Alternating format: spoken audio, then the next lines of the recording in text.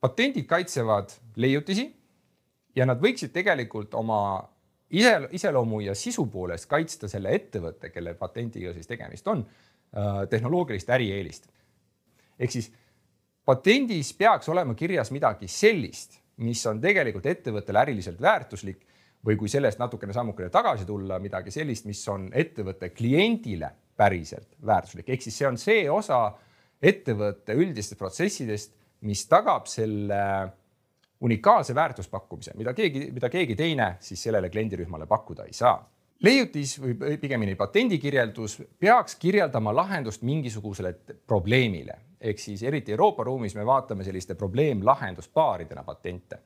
Ehk siis alguse osas me kirjeldame ära probleemi, mida me lahendame ja siis me pakume välja, et näed, minu lahendus on selline. Varasemalt on proovitud ka selliseid ja teistsuguseid lahendusi, aga meie oma on selle poolest parem. Mida olulisem on see probleem, mida me lahendame, seda väärtuslikumaks osutub see patent, sellepärast, et seda rohkem on väärt see, kui me saame öelda näiteks oma konkurentidele, et sina seda väga head lahendust kasutada ei tohi, sest mul patendiga on see õigus antud sul piirata selle lahenduse kasutamist.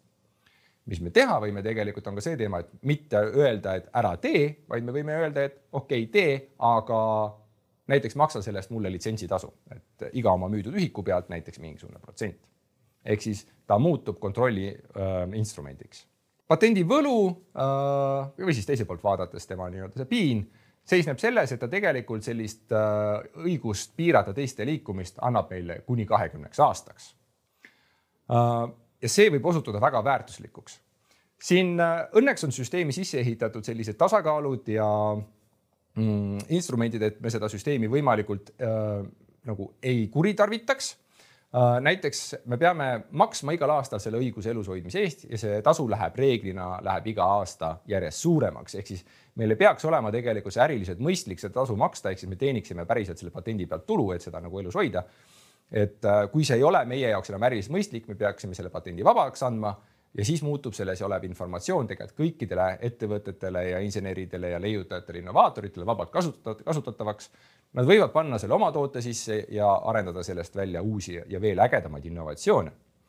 Üks vahvamaid näiteid selle kohta minu meelest on siin umbes 10-15 aastat tagasi oli äkiline plahvatus 3D printerite osas.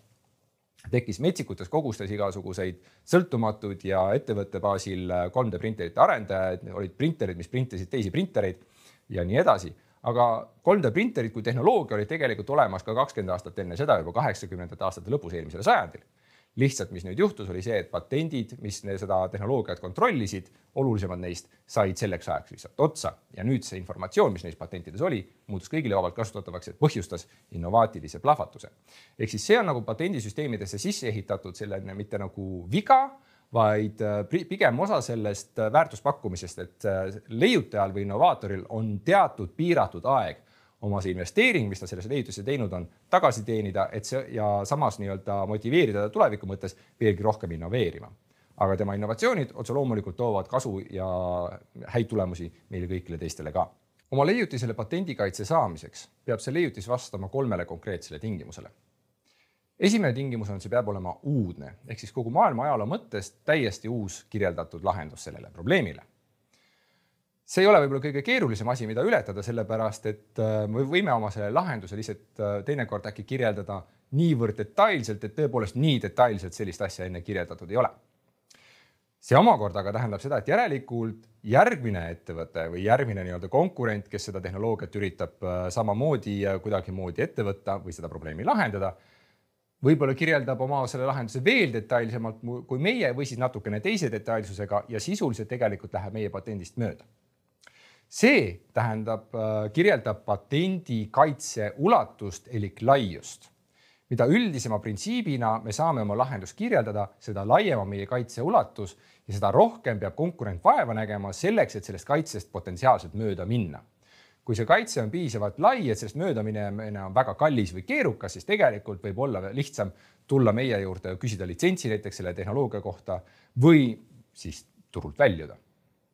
Samas, kui see kaitse on liiga kitsas, siis tegelikult see ei motiveeri mitte kedagi seda meie juurest mingit luba küsima tulema ja meie võimalus tegelikult oma konkurentide tegevus sellega patendiga kuidagimoodi mõjutada on pigem nõrgapoolne, mis tähendab seda, et me peaksime tegelikult kaaluma, et kuidas me surume selle kaitse nii laiaks, et see oleks tegelikult meile äriliselt relevantne. Teine tingimus, millele selline leiutis peab vastama, on, talle peab omama leiutustaset. Ehk siis selle valdkonna eksperdile ei tohi ta olla ilmne. Ameerikas ja Anglo-Ameerikas sellises ruumis nimetatakse seda non-obviousness selle valdkonna siis eksperdile. Ehk teisisõnu, ei tohi olla väga loogiline see, et me võtame näiteks 2 tükki, paneme omavahel kokku ja saamegi meie selle kirjeldatud teenused. Seal peab olema mingi loominguline hüpe, mingisugune innovaatiline panus, mis tegelikult selle lahenduse muudab tehtavaks, et see ei tohi olla insenerile näiteks, kes selles valdkonnas toimetab, selline tavapraktika, et neid asju niimoodi lahendataksegi. Kolmanda tingimusena see peab olema tööstuslikult rakendatav, ehk siis ta peab olema kasulik mingit moodi, vähemalt mingi eelduse põhjal. Ehk siis ta peab olema kuidagimoodi kommertsialiseeritav eeldatavasti ja ta ei tohi olla ka selline mitte teostatav selle võrra, et igasugused digiliikurid on pigem just nimelt selle tingimuse pärast välistatud, ehk siis füüsikaseadused ei tohi meile siin vastu tulla. Nüüd Eesti ettevõtetele tõenäoliselt, kes toimetavad väga palju sellises arvutitehnoloogia valdkondades, võib osutuda heaks teadmiseks, et kuidas siis tegelikult tarkvaraga käituda patendikeskkonnas. Ehk siis kas tarkvara on patenteeritav, lühike vastus on, et ei ole, aga see, mida tarkvara teeb näiteks tehnoloogiliselt või meie selle lahenduskäigus, see võib olla tegelikult huvitavaks selliseks materjaliks, mille peale patenti ehitada. Näiteks siin on üks näide sellisest niinimetatud tarkvara patendist, mis on tegelikult siis arvutis kasutatavad, arvutis rakendatavad leiutised, mille autoriks ja omanikuks on Eesti ettevõte Starship, kus on kirjeldatud lahendus selle kohta, et kuidas see väike transpordirobot peaks aru saama, mis suunas inimesed tema teel on liikumas ja kuidas neist siis mööda manööverdada. Ehk siis on kirjeldanud ära sellise protsessi ja selle tulemusena saavutatakse siis niinimetatud tehniline efekt, mida selliste niinimetatud tarkvarapatentide puhul nõutakse, kus lõpuks robot võtab siis selle arvutatud trajektoori ja läbib selle. Ehk siis juhtub midagi päris maailmas. Midagi mõõdetavat, midagi arusaadavat. Me peame aga arvestama, et patenditaotluse esitamisega me võtame tegelikult endale selle riski, et selle taotluse sees me avalikustame oma ärisaladuse. Aga mõnikord me peame selle riski peale minema. Sellepärast, et toote või tehnoloogia pöördprojekteerimine on täiesti seaduslik tegevus. Mitte miski seadusega mitte kusagil mujal ei takista meie konkurenti, niisamuti kui ka meie klienti minemast poodi või veebi ja vaatama, kuidas see toode või tehnoloogia töötab ja seda õpitud oma toodetes ja teenustes rakendamast. Ainus asi, mis seda tegelikult ka puhtteoreetiliselt võiks takistada, on tegelikult patent. Patent on siis tegelikult ühe inseneri kiri teisele insenerile, kus me ütleme, et näed, kui sa sellise probleemi otsa satud, siis me arvame, et see lahendus on kõige parem meetod selle probleemi lahendamiseks. Aga sina seda teha ei tohi, sest mul on praegu patent selle peale. Et patendis kirjeldatu on aga kasutatav ja nähtav kõigile. Kasutatav selles mõttes, et väljaspool seda territooriumi, kus patent kehtib. Ehk siis, kui meil on, ütleme, Eesti patent, siis sarnaselt, nagu me enne arutasime kaubamärgi ja disaini puhul, ei huvita see kedagi väljaspool Eestit, ei Soomes ega midagi sellist. Ehk siis me peame väga hoolega vaatama neid territooriume, kus me oma selle patendikaitse peale paneme, ehk siis kus on kõige tõenäolisem, et seda meie ärisaladust kuidagimoodi meie ärihuvide vastaselt kõige rohkem kasutatakse. Nii et see risk, mis me võtame omale selle patenditaotluse esitamisega, on tegelikult kahepoolne. Et kui me toome oma toote turule, siis me avalikustame oma selle saladuse niikuinii, pöördprojekteerimine, eks ole.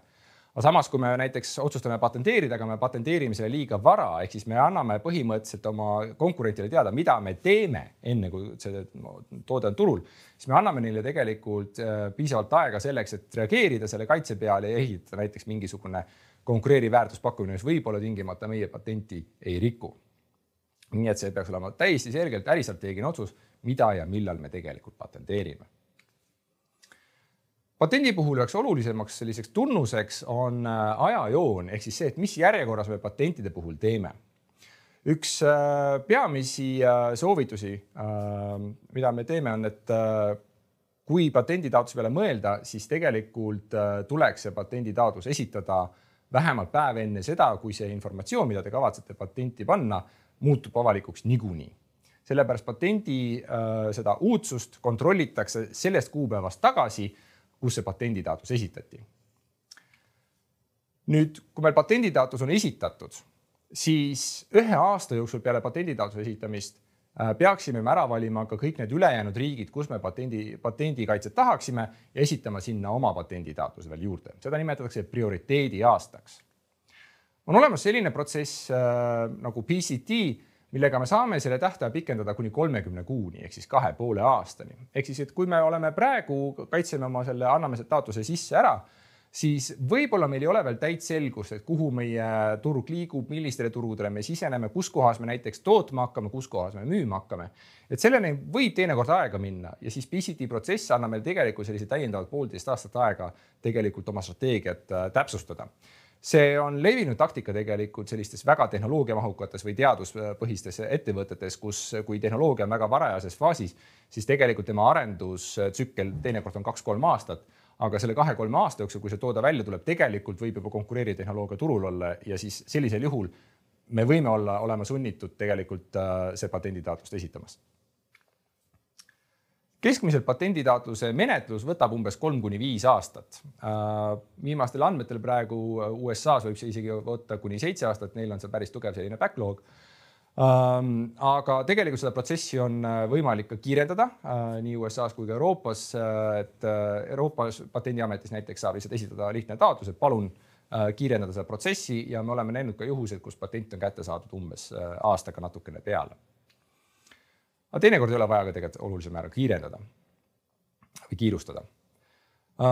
Oluline asi, mida silmas pidada, on see, et patendi kaitse tekib siiski alles patendi väljaandmisest. Ehk siis, et taotlus kui selline, teda menetletakse ja protsessitakse tükk aega patendiametis, kus seda uurivad selle valdkonna eksperdid. Euroopa patendiametis näiteks 3 selle valdkonna eksperti näevad ühte patenditaotlust ja hindavad kõiki need sama 3 kriteeriumit ja üritavad tegelikult vaadata, mille pärast nad ei peaks sulle patenti välja andma.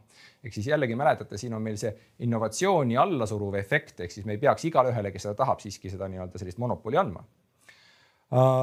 Ja selline menetlemine võtab 2, 3, 4, 5 aastat võib aega võtta selle võrra, aga siis kui nüüd ühel hetkel te veenate patendiameti ära niimoodi vastastikuses dialoogis, et vajadusel ka muudatusi patenditaotlusesse sisse viies ja patendiamet ütleb, et okei, me anname selle patendi välja, et patendi väljaandmise hetkest tagasiulatuvalt patenditaotluse sisseandmise hetkeni on justkui see patent kogu aeg kehtinud. Ja näiteks on nüüd teil võimalus minna oma konkurentide juurde või siis lihtsalt patendirikkujate juurde ja öelda, et palun lõpetage see rikkumine ära. Ja või kui te otsustate seda edasi kasutada, siis palun makske mulle litsentsitasu. Aga kui näiteks teine pool teadlikult, olles teadlik, et teil patenditaotlus on sees, kogu selle aja jooksul rikku seda patenti ikka edasi, siis põhimõtteliselt on võimalik tegelikult välja nõuda ka mõistlik litsentsitasu kogu selle perioodi jooksul, kui vastaspool siis seda patenti teadlikult justkui rikkus. Ja viimased paar asja, mida patendikaitset kaaludes tegelikult võiks teada, on see, et patendikaitse kehtib kuni 20 aastat taotluse esitamise hetkest.